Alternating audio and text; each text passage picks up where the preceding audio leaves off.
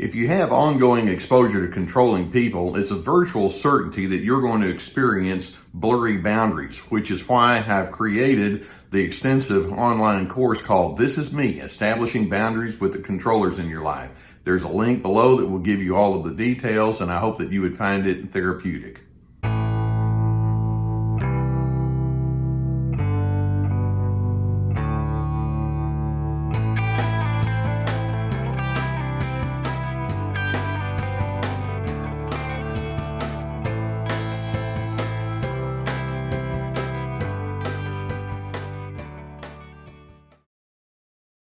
As you educate yourself on the whole pattern of narcissism, you'll realize that right at the top of the list of defining ingredients in the narcissistic pattern is the need to be in control. Narcissists have convinced themselves that they have to be in charge of whatever happens to be going on in front of them. They won't say that, but it just plays out very strongly in the way that they engage with you.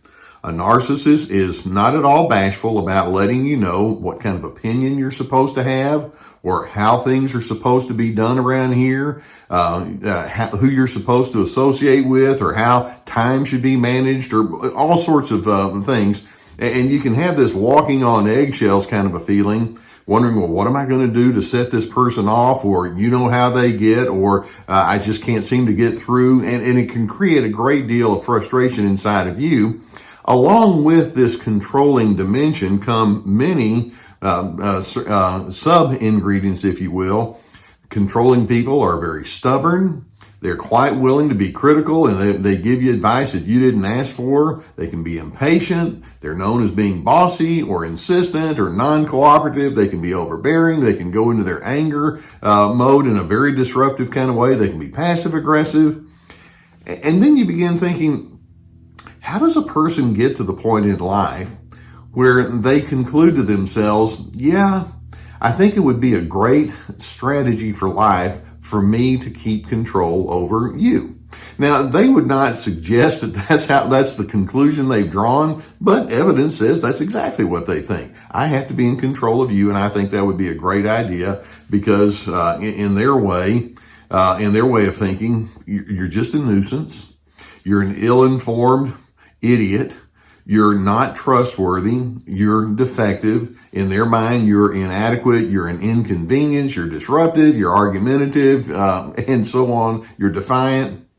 And so in their mind, they approach people and circumstances thinking the best way for me to have a good life is to make people conform, is to make people acquiesce to my way of thinking. And you're over there thinking that's not a good life.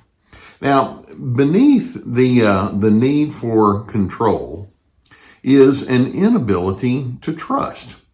Controlling people are almost screaming, I don't trust you. I have no confidence in you whatsoever. And you know, there are times when somebody in front of you might not be the person that you're going to look to for guidance and all of that. So I understand that part of it. But in the narcissist, it's pervasive.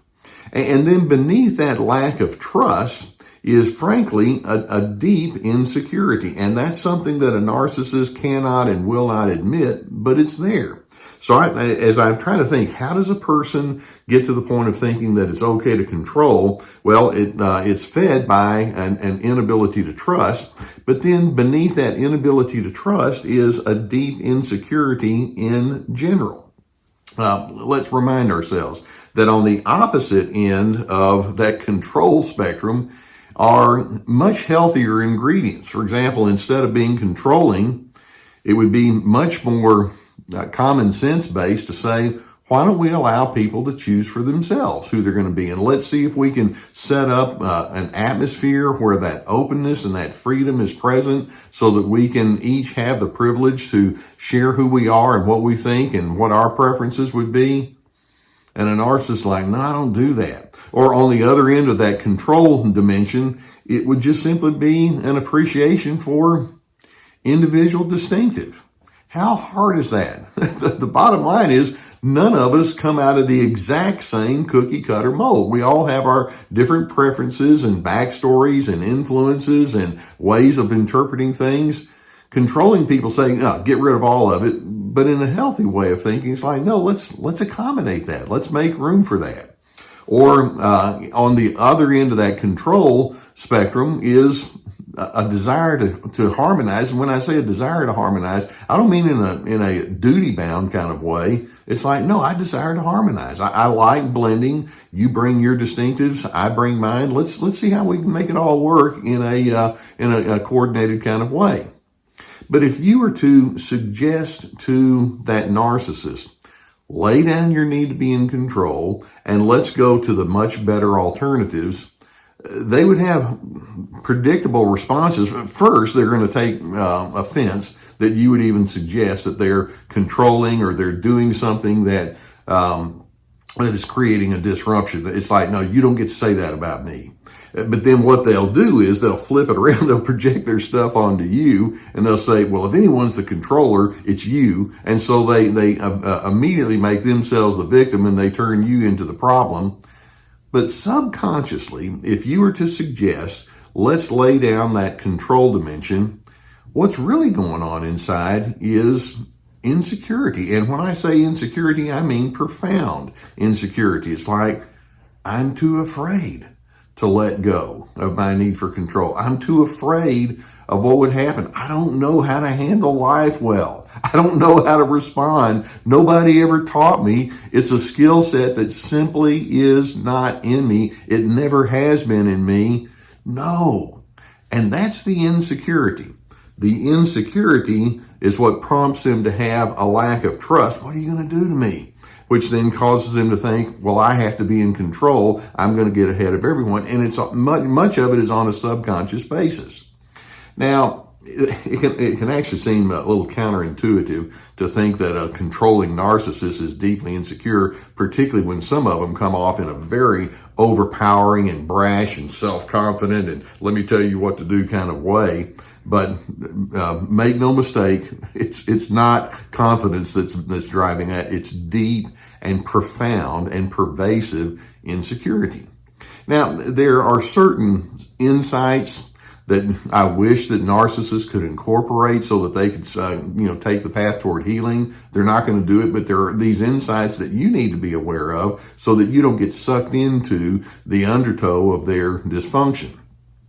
One insight that I want you to remind yourself of, when a person is emphatic, that's not the same thing as being reasonable. It's just, pounding on the dice, stronger. When I have a weak point to make, I just pound on it even stronger. Being emphatic is not being reasonable. Or another simple insight is being loud is merely a cover for being weak or appearing weak. And so the louder you get, the more overwhelming you are. It's like, see, I'm proving how wonderful I am, when in fact it's like, ooh, that's terrible logic.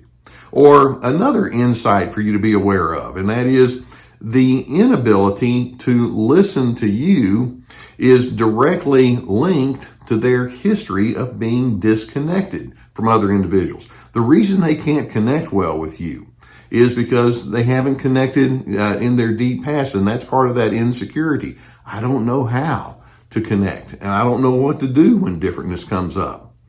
Another insight is their condescending attitudes represent a poorly conceived way of building up a weak ego by diminishing someone else. It's like, okay, so the way I'm going to make myself look good is I'm just going to condescend over you. If I could just say, you're no good, you're beneath me, okay, end of discussion.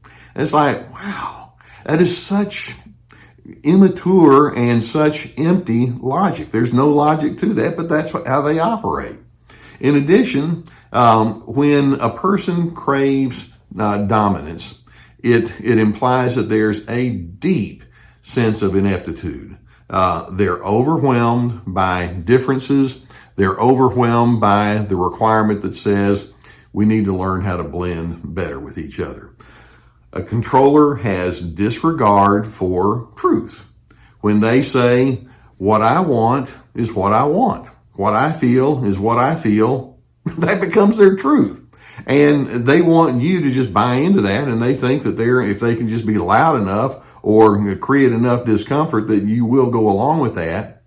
And in the midst of all of this craving for control, they have no conception of love. Love is absent. Their self-protective mode became so strong that they didn't really know how to develop love. And that's something that happened a long time ago in their personal development.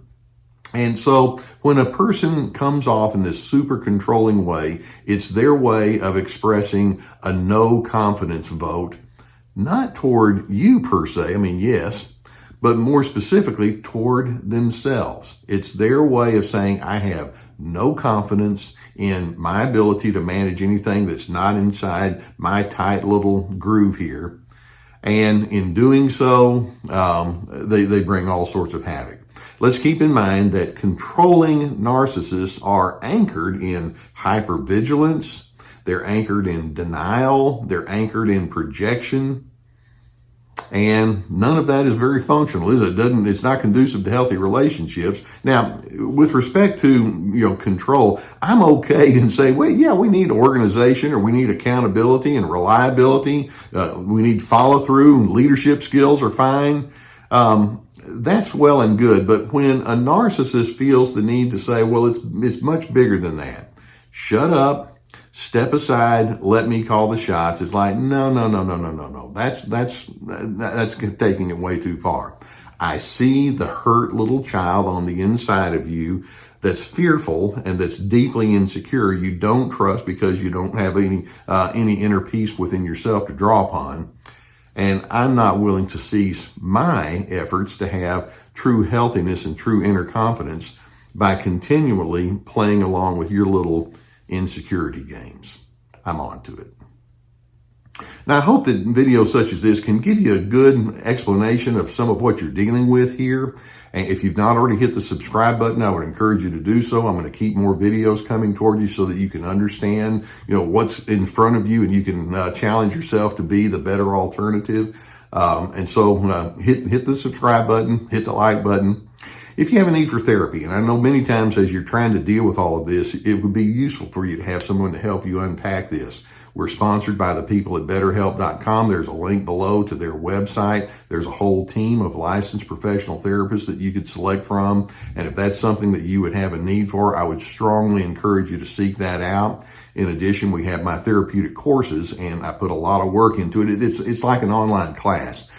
Each course has multiple videos with teaching documents that go along with it, written documents and guided questions. We have Ready, Set, Connect about making healthy connection skills. This is me about setting boundaries, free to be, finding yourself despite those controllers. And then in addition, we have my books.